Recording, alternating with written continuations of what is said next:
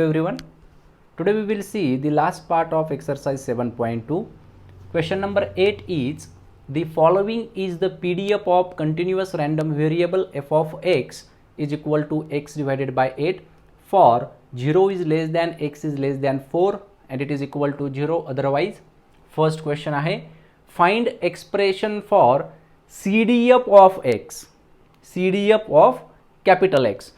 Second one आहे find capital F of x at x equal to 0.5, 1.7 and 5.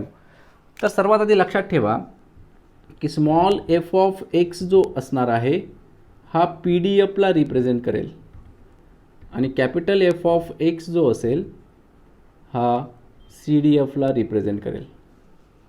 ठीक आहे, कारण आता क्वेश्चनमध्ये तुम्हाला स्मॉल f आणि कॅपिटल F हा दिसणार आहे, त्यामुळे लक्षात ठेवायचं आहे f ऑफ x म्हटलं की PDF, capital F of x असेल तर CDF.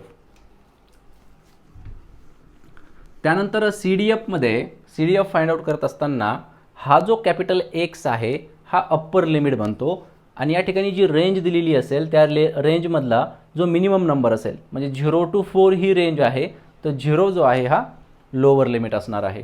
तर सर्वात आधी आपण CDF of x find out करूयात. Integration from 0 to capital X f of x dx. So integration from 0 to capital X f of x दिलेला आहे x डिवायडेड बाय 8 dx. यामध्ये 1/8 कॉन्स्टंट आहे, तो इंटिग्रेशन साइनच्या बाजूला घेऊयात. 0 to capital X x dx. So it is equals to 1 divided by 8. Integration of x is x square divided by 2. 0 to capital X.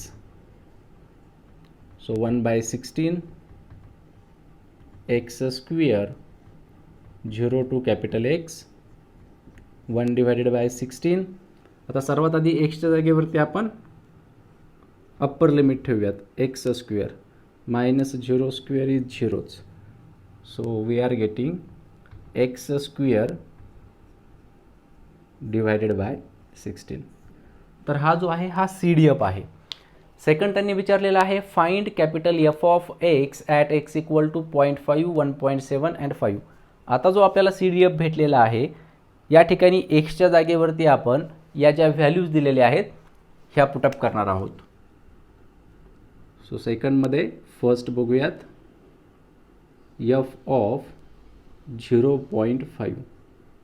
So it is equals to x square म्हणजेच 0.5 square divided by 16. 0.5चा square 0.25 divided by 16. तर हे answer आहे. बुकमध्ये answer जे आहे ते आहे 1/64. जर आपण या ठिकाणी न्यूमरेटर आणि डिनॉमिनेटर दोघांनाही 4ने जर आपण मल्टिप्लाय केलं तर आपल्याला भेटेल 1/64. ओके, नेक्स्ट आहे यामध्ये f ऑफ 1.7.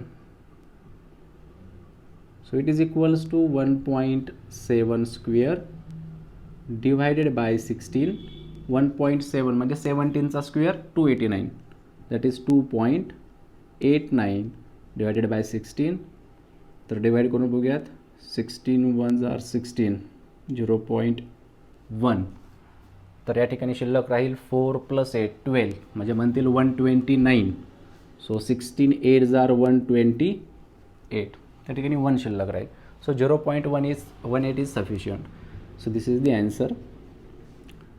नेक्स्ट आहे थर्ड आहे x इज इक्वल टू 5. आता या ठिकाणी लक्ष द्या, आपल्याला जी रेंज दिलेली आहे ती आहे 4 पर्यंत. एक्सची व्हॅल्यू जी आहे ती मॅक्सिमम 4 आहे, पण त्यांनी आपल्याला विचारलेलं आहे 5. मग अशा केसमध्ये आपण काय करणार, we will see for any value of x greater than or equal to 4. एक्सची अशी कोणतीही व्हॅल्यू असेल जी 4 किंवा 4पेक्षा जास्त असेल तर त्याचं जे ॲन्सर आहे that answer will be equals to 1.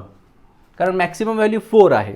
इथे जर आपण 4चा स्क्वेअर घेतला तर हा 16 divided by 16 we will get 1. पण 5 जो आहे इथे दिलेला तर हा आपला 4पेक्षा जास्त आहे, त्यामुळे या ठिकाणी याची जी व्हॅल्यू आहे ती 1च बनणार आहे. Therefore F of 5 is equals to 1.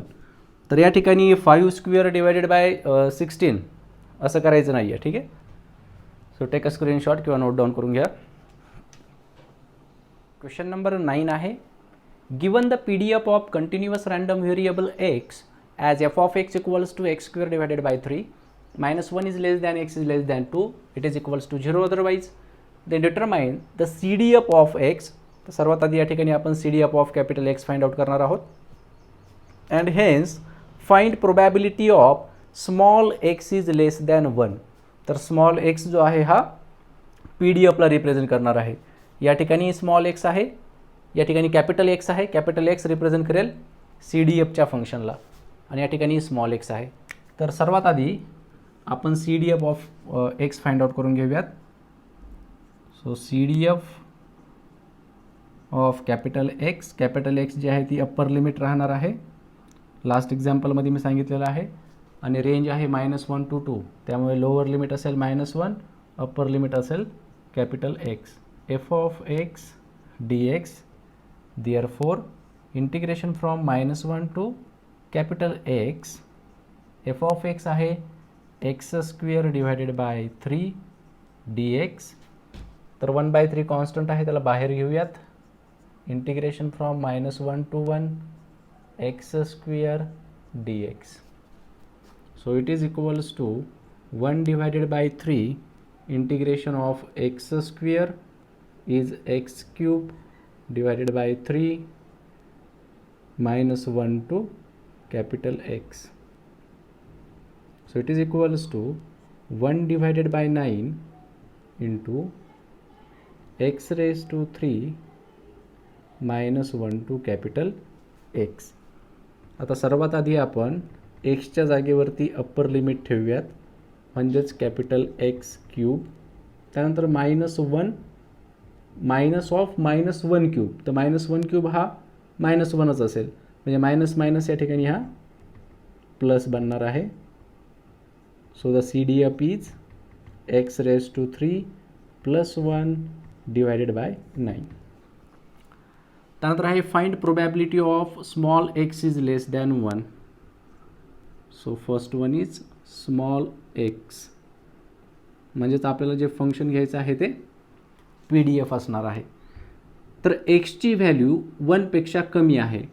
1 he maximum value आहे, त्यामुळे अप्पर लिमिट असेल 1 and -1 is lower limit. f of x dx, so it is equals to -1 to 1. f of x आहे x² divided by 3 dx. So 1/3 integration from -1 to 1 x² dx. So it is equals to 1/3 x raised to 3 divided by 3 -1 to +1. So it is equals to 1 divided by 9 x³ -1 to +1. So 1 divided by 9 x raised to 3 म्हणजेच 1 raised to 3 1 minus -1³ is minus +1. So we are getting 2 divided by 9. यामधला second question आहे probability of small x is less than -2. तर या ठिकाणी जर आपण question बघितला तर रेंज जी दिलेली आहे ती आहे -1 to 2, राईट. म्हणजे -1 हा -2 पेक्षा मोठा आहे. -2 आपल्याला दिलेल्या रेंजमध्ये कुठेही येत नाही, त्यामुळे probability of x is less than -2 याची व्हॅल्यू ही 0 बनणार आहे, कारण रेंज ऑफ x इज -1, -2. ठीक आहे. त्यानंतर थर्ड क्वेश्चन आहे probability of capital X is greater than 0. Capital X represent करणार आहे CDFच्या फंक्शनला. आपलं CDFचं जे फंक्शन होतं ते काय होतं, x raise to 3 plus 1 divided by 9, right. तर या ठिकाणी आपण काय करू शकतो, 1 minus probability of x is greater than or equal to 0.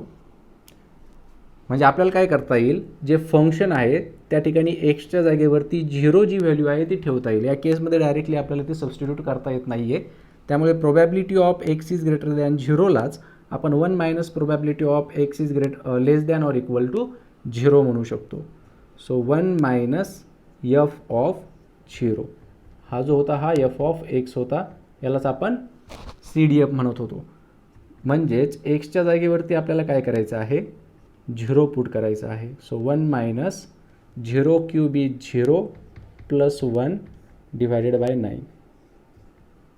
Okay, so we are getting 1 minus 1 divided by 9. So 9 1s are 9, 9 minus 1 8 divided by 9. So this is the answer. त्यानंतर यामधला last question आहे,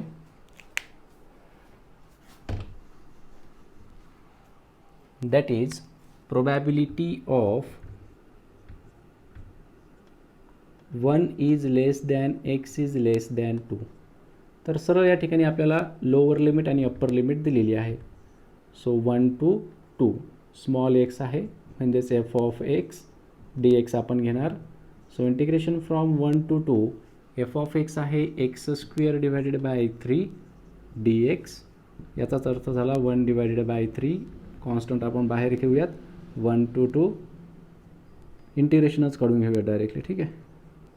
so x स्क्वेअरचं integration येईल x raise to 3 divided by 3 1 to 2 means 1 divided by 9 x raise to 3 1 to 2 which is equals to 1 divided by 9. तर एक्सच्या जागेवरती आधी आपण अप्पर लिमिट ठेवूयात, 2 cube means 8 minus 1 cube is 1. So 8 minus 1 7, 7 divided by 9. Okay, so take a screenshot किंवा note down करून घ्या. अजून एक गोष्ट लक्षात ठेवा, या ठिकाणी कॅपिटल एक्स जर असता, कॅपिटल एक्सही असू शकतो या ठिकाणी, ठीक आहे. या ठिकाणी यांनी आपल्याला स्मॉल एक्स दिलेला आहे, पण कॅपिटल एक्स जर असेल तर जो आपल्याला CDF भेटलेला असतो, that is capital F of x equals to x raise to 3 plus 1 divided by 9. तर त्या ठिकाणी आपल्याला एक्सची जी आहे ती व्हॅल्यू सबस्टिट्यूट करावी लागली असते, ठीक आहे.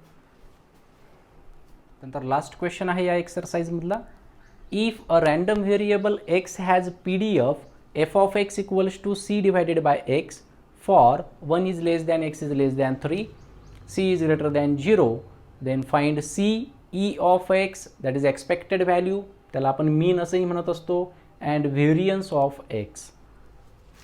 सो सोल्युशन, फंक्शन जे दिलेलं आहे f of x is equals to c divided by x. तर हे जे फंक्शन आहे हे PDF आहे, ठीक आहे.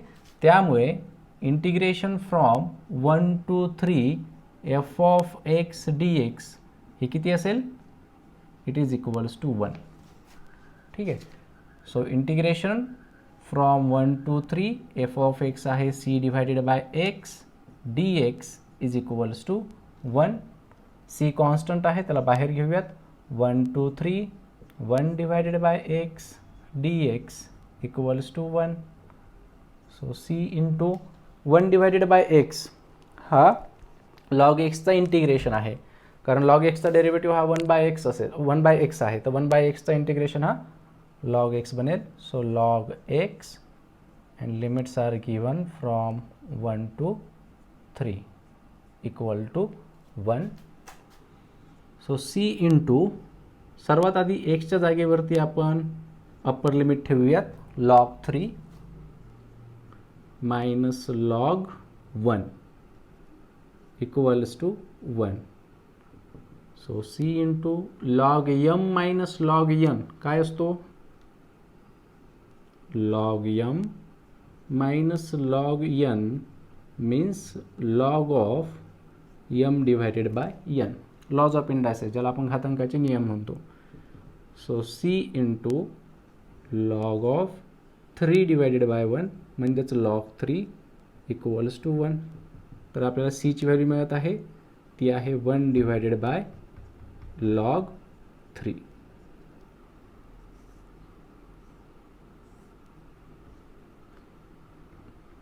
नेक्स्ट फाइंड आउट करायचं आहे आपल्याला expected value E of x. तर एक्सपेक्टेड व्हॅल्यूचा फॉर्म्युला काय असतो? Summation of x into p of x. भरपूर सारे एक्झाम्पल आपण सॉल्व केलेले आहे याचे, बरोबर. त्या ठिकाणी याला आपण रिप्लेस करणार आहोत. हे जे सम आहे याला आपण इंटिग्रेशन म्हणूयात. एक्स ॲज इट इज राहील, पी ऑफ एक्स म्हणजेच f of x d x, आणि लिमिट दिलेली आहे 1 to 3. So integration from 1 to 3 x into f of x दिलेला आहे c divided by x d x. ठीक आहे. So next step will be integration from 1 to 3. तर या ठिकाणी एक्स आणि हा एक्स कॅन्सल होईल, सी इंटू डी एक्स. तर सी कॉन्स्टंट आहे, सीची व्हॅल्यू आपण फाइंड आउट केलेली आहे 1 डिवायडेड बाय लॉग 3. तर 1 डिवायडेड बाय लॉग 3, त्या ठिकाणी 1 शिल्लक राहील, म्हणूयात आपण integration from 1 to 3 1 d x. So 1 divided by log 3, integration of 1 with respect to x is x and limits are 1 to 3. So 1 divided by log 3, सर्वात आधी आपण एक्सच्या जागेवरती 3 ठेवूयात, नंतर -1. So 3 - 1 2. So 2 divided by log 3. तर ही जी व्हॅल्यू आहे ही expected value आहे. ठीक आहे. याचा स्क्रीनशॉट काढून घ्या किंवा नोट डाऊन करून घ्या. त्यानंतर आपण variance of x find out करूयात. Now we will find variance of x. तर व्हेरियन्ससाठी फॉर्म्युला काय आहे? Variance of x is equals to summation of x square into p of x minus E of x square. That is expected value, म्हणजेच summation of p into summation of x into p of x. ठीक आहे. तर याला आपण आधी convert करून घेऊयात. Summation means integration from 1 to 3 x square into p of x. P of x म्हणजेच f of x d x minus E of x square. So it is equals to integration from 1 to 3 x square into f of x दिलेला आहे c divided by x d x minus E of x square. तर E of x आपण find out केलेला आहे, तो आहे 2 divided by log 3 याचा square. ठीक आहे. तर या ठिकाणी एक्स आणि हा एक्स कॅन्सल होईल. सो इंटिग्रेशन फ्रॉम 1 to 3, शिल्लक या ठिकाणी राहील एक्स इंटू सी. तर सी बाहेर घेऊन टाकूयात, कॉन्स्टंट आहे, डी एक्स मायनस 2चा square 4 divided by log 3 square. ठीक आहे. त्यानंतर इंटिग्रेशन फाइंड आउट करून घेऊयात. सीची व्हॅल्यू किती आहे? सी आहे 1 डिवायडेड बाय लॉग 3 इंटिग्रेशन. तर एक्सचं integration x square divided by 2 from 1 to 3 minus 4 divided by log 3 square. So next term is 1 divided by 2 constant आहे, ते बाहेर घेऊन टाकूयात. So it will be 1 divided by 2 log 3 x square. तर x स्क्वेअरच्या जागेवरती आधी आपण 3 ठेवूयात, म्हणजे 3 स्क्वेअर इज 9. त्यानंतर 1 square is 1 minus 4 divided by log 3 whole square. So 9 minus 1 8. 8 divided by 2 log 3 minus 4 divided by log 3 whole square. So 4 2s are 8. 4 divided by log 3 minus 4 divided by log 3 whole square. तर cross multiplication करून घेऊयात. then we will get 4 log 3 whole square minus 4 log 3 divided by